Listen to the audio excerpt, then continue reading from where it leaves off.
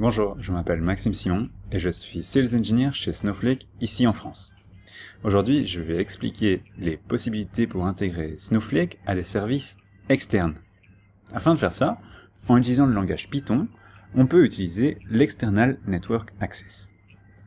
Cependant, quand on veut intégrer Snowflake à un service externe, il faut bien faire attention à la sécurité.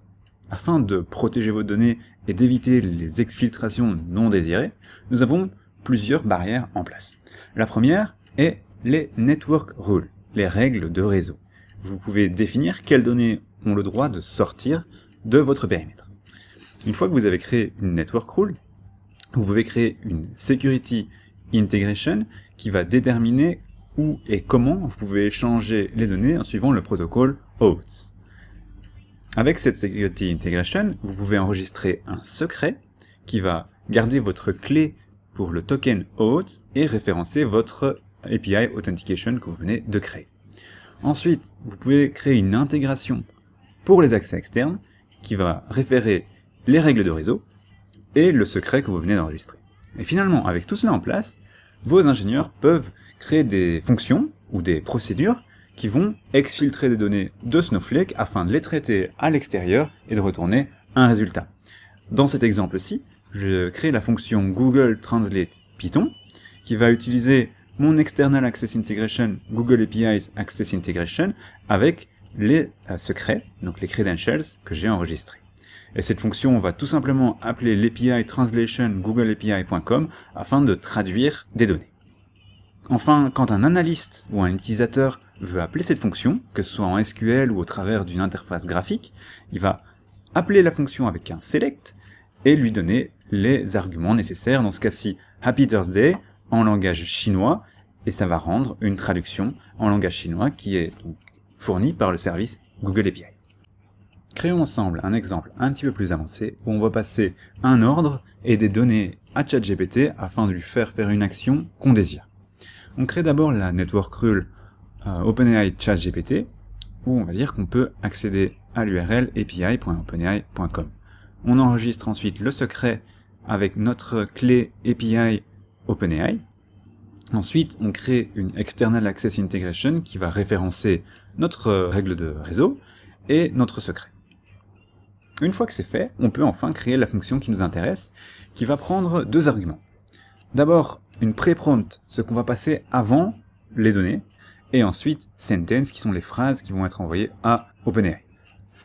On référence encore une fois notre External Access Integration que nous venons de créer, qui contient donc les secrets nécessaires pour communiquer avec OpenAI, et on va utiliser le package requests pour créer notre requête en Python. Les secrets sont référencés ici, et ensuite on est dans le code Python qui va vraiment appeler OpenAI et interagir avec le service. On définit une fonction qui s'appelle requestGPT, qui prend notre pré-prompt et les données envoyées, la phrase. On va rechercher l'API key, qu'on a référencé ici en tant que secret, qui s'appelle cred. Ensuite, on a l'URL de OpenAI. On définit le headers, on définit les données avec notre prompt. Et ensuite, on vient récupérer la réponse. Et on vient rendre la réponse comme un JSON. Et de ce JSON, on récupère dans Choices la première partie du message et le contenu. Voyons un peu les données avec lesquelles on va travailler. Ce sont ici des revues qui viennent de TripAdvisor. On a le titre qui a été revu, le nombre de revues, la catégorie, donc la catégorie dans TripAdvisor de cet item en particulier, et la revue en elle-même. Ensuite, on voit quels items sont populaires, et si on peut prendre des commandes en ligne. Afin de faire une analyse des commentaires sur OpenAI, on va demander dans la prompt « Please give me a sentiment analysis on the text after the tag end. I just want a direct answer from these 5 categories, highly negative, negative, neutral, positive, highly positive. » Et puis on met « end ». Et juste après cette prompt-là, on passe le commentaire en lui-même. Et donc OpenAI va recevoir ceci, et un commentaire à chaque fois, et va analyser un commentaire à la fois. Lançons la requête pour voir les résultats.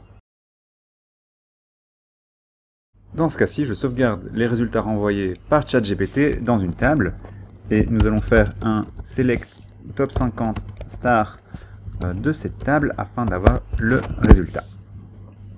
Nous avons la catégorie qui a été envoyée, le commentaire et le sentiment qui est extrait par ChatGPT. Par exemple, positive, the fries were terrific.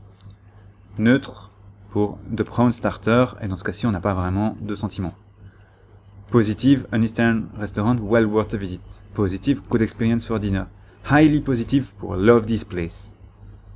Et comme ça, on a les comments qui sont très positifs, les comments qui sont neutres, les comments qui sont négatifs aussi. Et ce qu'on peut faire après, c'est faire une analyse statistique sur ces données. Par exemple, dans ce cas-ci, prendre la catégorie, le sentiment et le count. Et pour chaque catégorie, on peut voir le nombre de sentiments positifs, le nombre de sentiments négatifs, le nombre de sentiments neutres. Dans ce cas-ci, je ne prends que quelques revues, et on peut voir où est-ce que j'ai des sentiments qui sont plus ou moins positifs et négatifs, comme par exemple Italian Pizza, qui a beaucoup de sentiments positifs. Quand on agrège ça sur des milliers de commentaires, on obtient une vue plus claire de quelles marques ont du succès online et quelles marques ont moins de succès. Vous pouvez répliquer cet exemple par vous-même assez facilement en suivant la documentation avec les External Network Access Examples que vous pouvez répliquer.